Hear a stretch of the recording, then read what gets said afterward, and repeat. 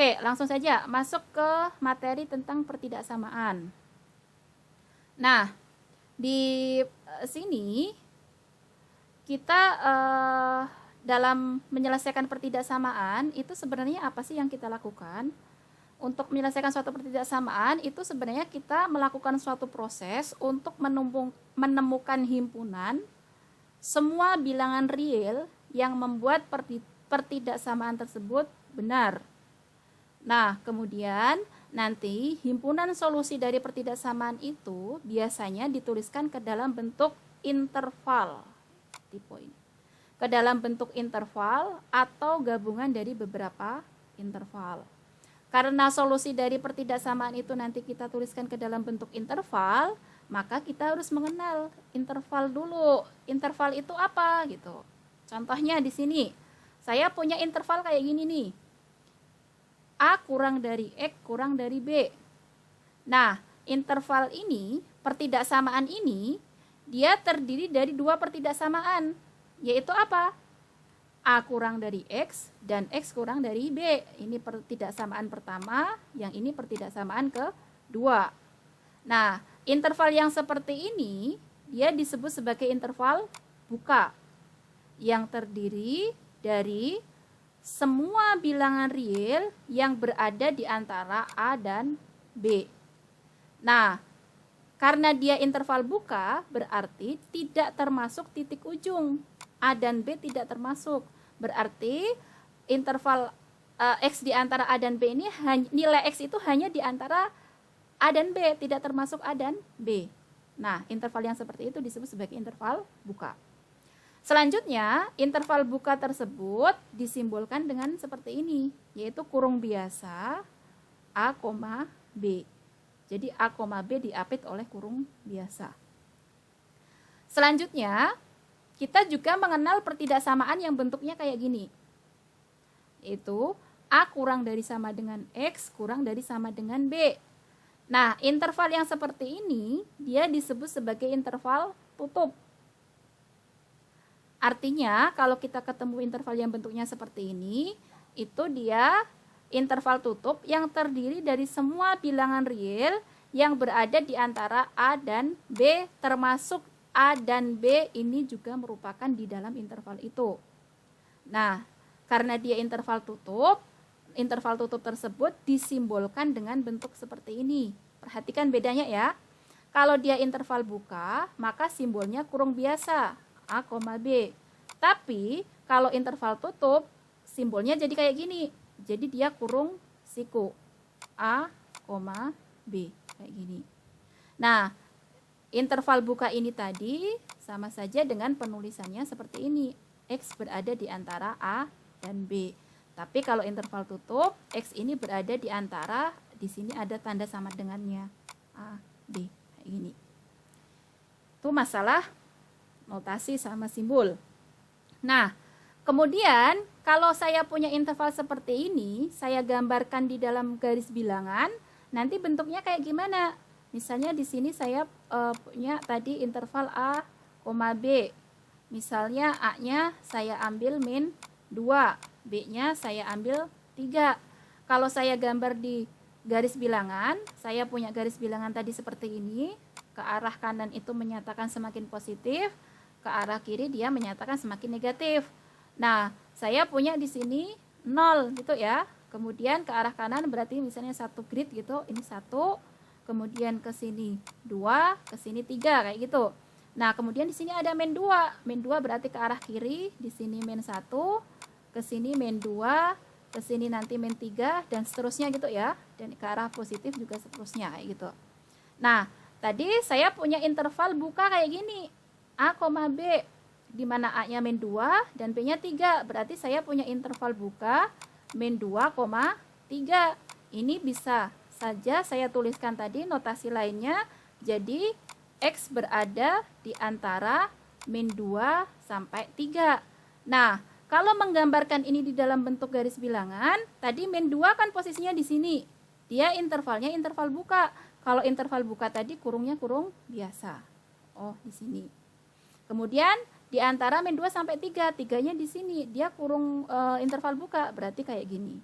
Nah, ini digambarkan kayak gini di dalam garis bilangan. Nah, apakah hanya satu-satunya ini gambar? Enggak, atau bisa juga kita menuliskan menggambarkan bentuk kayak gini. Tadi saya punya 0 di sini, kemudian 1, 2, 3 itu ya. Ke sana, kemudian di sini min 1, min 2, min 3 dan seterusnya di sana. Tadi di sini min 2 batas paling bawahnya di situ. Berarti min 2 ini saya kasih tanda lubang. Karena apa? Karena buka. Tidak ada sama dengannya di sini. Berarti ini saya kasih lubang. Di sini juga saya kasih lubang, nggak ada sama dengannya. Kemudian karena dia di antara min 2 sampai 3, berarti nanti bisa juga kita tuliskan menjadi bentuk seperti ini. Kayak gitu. Nah, ini representasi di garis bilangannya kayak gini untuk interval buka. Kalau interval tutup gimana? Misalnya tadi saya punya A, B, interval tutup kayak gini. Ini misalnya saya kasih contoh 1 gitu ya. Di sini contoh 2. Kalau saya punya A-nya misalnya min 3, kemudian B-nya sama dengan 5, berarti saya punya suatu interval tutup itu dari ini kurungnya kurung siku min 3 sampai 5. Kayak gini, berarti nanti notasinya min 3 kurang dari sama dengan oh ya benar ya, min 3 kurang dari sama dengan X kurang dari sama dengan 5, kayak gini.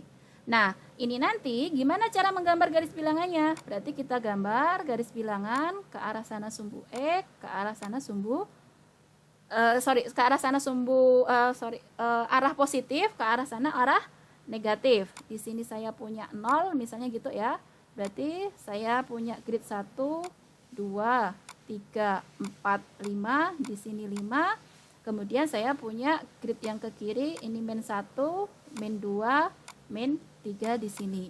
Nah, tadi tandanya kalau ada sama dengannya berarti dia adalah interval tutup. Kemudian kalau interval tutup tadi di sini kurung siku, berarti ini kita tanda kasih kurung siku. Ini juga kita kasih kurung siku. Atau bisa juga kita bisa tuliskan atau kita bisa gambarkan di garis bilangan tadi misalnya min 3 di sini 0, di sini 5 kayak gitu ya. Di sini kita kasih bulatan penuh, di sini bulatan penuh karena dia di antara min 3 sampai 3 dan dia intervalnya tutup, berarti kayak gini. Seperti itu. Perhatikan bedanya, kalau tadi interval buka di sini lubang, di sini kalau interval tutup di sini penuh. Kalau interval buka tadi ini kurungnya kurung biasa, tapi kalau interval tutup dia ada kurung sikunya, kayak gitu. Itu tentang interval. Nah, selanjutnya nanti kita akan menjumpai beberapa bentuk penulisan interval. Jadi kalau menyelesaikan suatu pertidaksamaan, nanti bisa jadi kita menjumpai beberapa bentuk ini. Di sini ada tipe ya.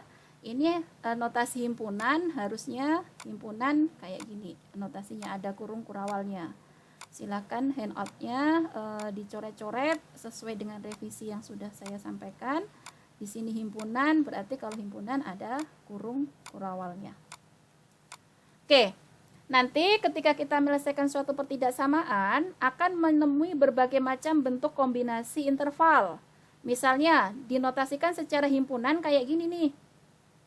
X itu berada di antara A sampai B, berarti notasi intervalnya kayak gini, kurung biasa A, B. Nanti secara grafik tadi sudah kita lakukan, berarti misal A ini berada di kiri, B berada di kanan. Kalau dia berada di X berada di antara A sama B dan dia intervalnya buka, berarti ini kodenya kayak gini.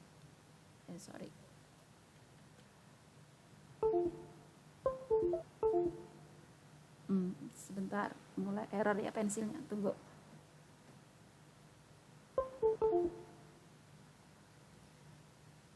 Nah, ini nanti kayak gini ya, kurung biasa.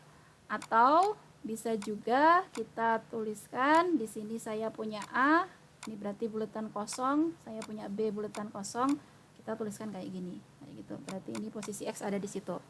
Kemudian kalau interval tutup gimana? Ya berarti kita buat garis bilangan kayak gini.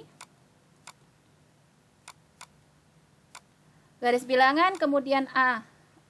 Karena dia tutup di sini A, B gitu ya, karena dia tutup berarti di sini kurung siku. Atau bisa kita tuliskan, kita gambarkan di sini A bulat penuh, di sini B bulat penuh. Karena dia di antara berarti di sini. Kayak gitu. Nah, kalau kayak gini gimana notasi intervalnya? Saya menjumpai bentuk yang ketiga. Berarti ini kurung siku A, koma B kurung biasa. Berarti gambarnya nanti gimana? Yang kiri itu A bulat penuh, kurung siku gini. Kemudian di sini B ini kurung biasa. Atau nanti bisa kita tulis, kita gambarkan menjadi bulat penuh untuk A, bulat kosong untuk B, kemudian kita tulis seperti ini, kayak gitu. Kemudian yang keempat bentuknya gimana nih? Yang kiri kurungnya kurung biasa atau kurung siku?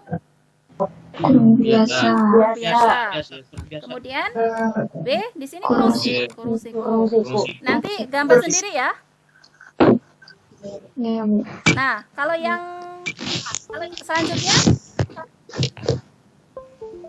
selanjutnya gimana nih? B X kurang dari sama dengan B. Berarti kurung biasa, ini kan kurang dari sama dengan, berarti kan semakin ke kiri kan? Berarti kurung biasa min tak hingga kurang dari B kurung siku. Kalau digambarkan dia kan semakin ke kiri, berarti semakin ke sana. Di sini ada B.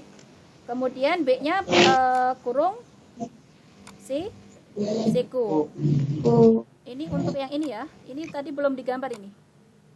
Nah, untuk yang ini atau gimana? Saya punya B di sini, itu ini bulat penuh, berarti ke arah sana. Gitu ya? Iya. Nah, untuk yang ini gimana? B Kurung kurung biasa, biasa B minta hingga, B koma, B Kurung biasa. Untuk yang selanjutnya ini? Kurung Minta siku. hingga. Kok minta hingga? kurung Ini kan siku bisa. A Kurung siku. Kurung siku A, A, koma, tak hingga A hingga kurung kurung biasa. kurung biasa Yang ini? kurung biasa Kurung biasa. A, kurung biasa A, koma, koma tak hingga hingga, terus ini? hingga, Biasa. kurung, Kurung kurung biasa. biasa Yang ini? ya kurung, Kurung biasa. R, apa Ayo. real, R, Minta hingga, koma, tak tak hingga, hingga. Artinya Hingga. ini semua bilangan real. Real. Gitu ya. Nah, ini nanti silakan digambar masing-masing ya. Bisa kan ya? Untuk yang ini berarti nanti ke sana, ini B. Berarti kurung biasa kan? Ataunya nanti coba sendiri. Kalau yang di sini berarti ke arah kanan. Di sini ada A. Berarti ini kurung siku. ku, Atau nanti coba sendiri. Kalau yang di sini nanti tinggal ngikutin. Kalau yang terakhir ini apa? Berarti dia semua bilangan real. Ya berarti di antara semua ini gitu. Kayak gitu. Oke, seperti itu ya. Jadi nanti kita akan menjumpai beberapa notasi penulisan interval itu ya kombinasinya sangat banyak sekali kayak gitu ya. Nah, kemudian notasi himpunan, interval dan grafik ini tadi akan kita gunakan untuk menyelesaikan suatu pertidaksamaan.